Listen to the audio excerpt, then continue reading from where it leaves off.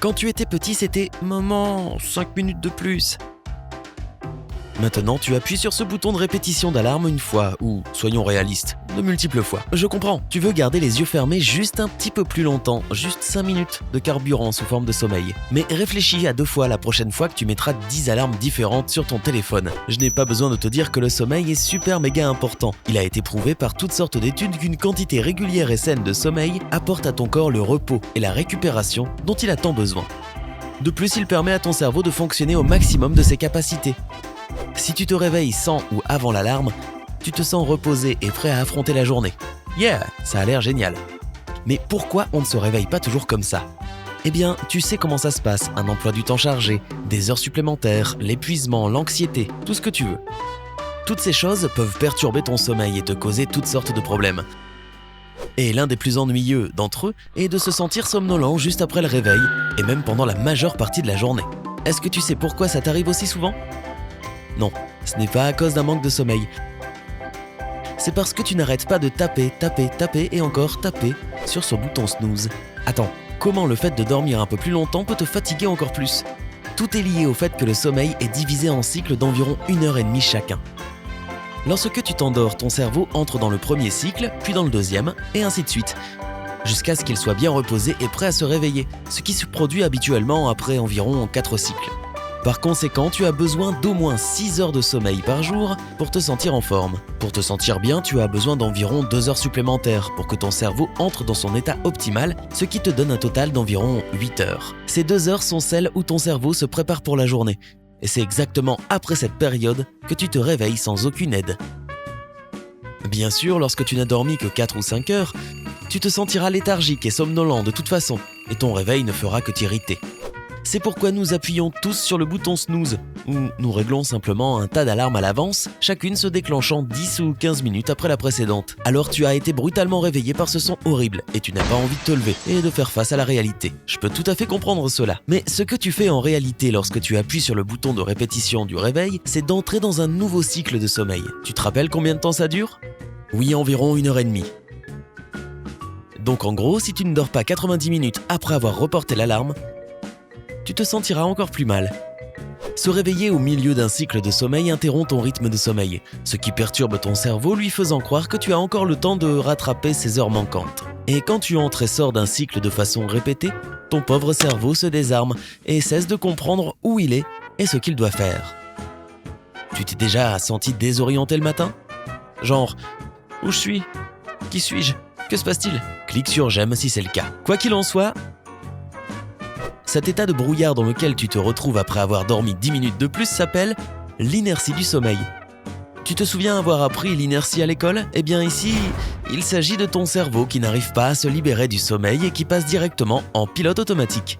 Pour toi, cela signifie que tu as envie de retourner au lit, que tu ne peux pas te concentrer, que tu ne peux pas prendre de décision et que tu veux généralement que tout le monde disparaisse de ta vue.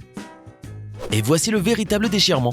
Aucune quantité de café ne pourra te faire sortir de cet état. Cela pourrait te faire te sentir encore plus mal d'ailleurs. Au mieux, il te donnera un petit regain d'énergie qui disparaîtra en quelques heures. Mais dans le pire des cas, il pourrait simplement frapper brutalement ton système nerveux sans cette stimulation dont tu as envie. Medline Plus dit que la caféine, surtout à forte dose, peut causer du stress, de l'anxiété et une augmentation du rythme cardiaque.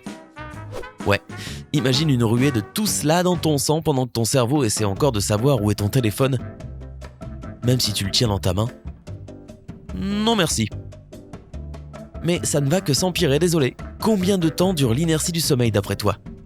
On pourrait supposer, assez logiquement, que ce serait la même chose qu'un cycle de sommeil, parce que c'est ce que ton cerveau n'a pas eu, non ?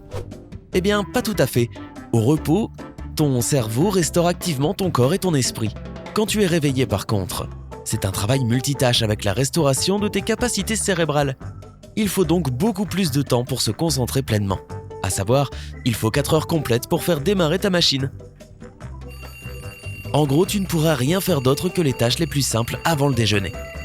Après cela, avec un peu de chance, tu seras enfin prêt à commencer ta journée normale, mais tu auras déjà gaspillé la moitié de ton énergie. Avec l'inertie du sommeil et un cerveau qui ne s'est pas complètement réveillé, il se peut que tu oublies certaines choses que tu fais chaque matin. As-tu déjà essayé de te rappeler si oui ou non tu as fermé ta porte d'entrée à clé ? C'est parce que tu l'as fait automatiquement, sans y réfléchir. Et ton cerveau n'a pas pensé qu'il était nécessaire d'enregistrer une chose aussi habituelle. Plus tu as de rituels, plus tu en oublieras avec le temps. Ça a l'air plutôt effrayant, non? Alors, que faire pour se débarrasser de l'inertie du sommeil? L'une des meilleures façons de sortir ton cerveau de ce brouillard est un bon choc. Non, pas un choc électrique bien sûr, mais ça fera probablement l'affaire aussi. Tu dois te libérer du sommeil et faire en sorte que ton cerveau et ton corps se synchronisent à nouveau. Et quoi de mieux qu'une douche froide pour s'attaquer à ce travail? En fait, pour augmenter ta vivacité d'esprit, tu n'as même pas besoin d'une douche complète.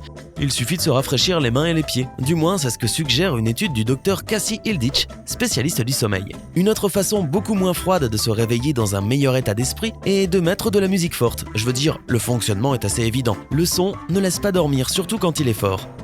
Ainsi, si tu écoutes tes chansons préférées, ton cerveau se mettra à danser au rythme, à enregistrer les nouvelles informations et à se réveiller sur le coup.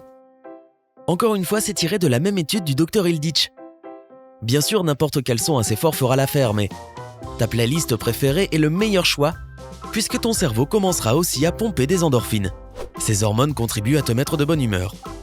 Réveille ton cerveau et mets un sourire sur ton visage en même temps. Jackpot gagnant. Un choc froid et une stimulation sonore sont agréables, mais ils fonctionnent mieux s'ils sont combinés à une autre méthode, à savoir l'exposition à la lumière du soleil matinale.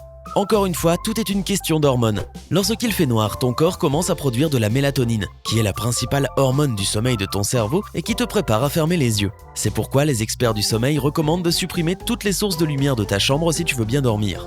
Mais c'est seulement pour quand tu es sur le point d'aller te coucher. En ce moment précis, on parle d'autre chose.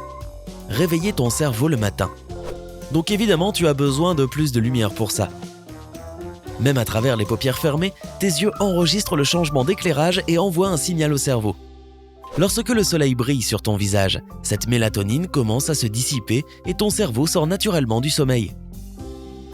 Alors, si tu as affaire à l'inertie du sommeil, n'oublie pas que tu peux combiner les 3 méthodes suivantes pour un succès garanti. Froid, musique à fond et lumière bien vive. Et ce serait assez facile pour tout faire d'un coup. Regarde, dès que ta première et unique alarme se déclenche, lève-toi.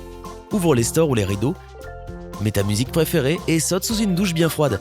Cela devrait te préparer pour une journée bien productive. Quels sont tes rituels matinaux pour te réveiller facilement?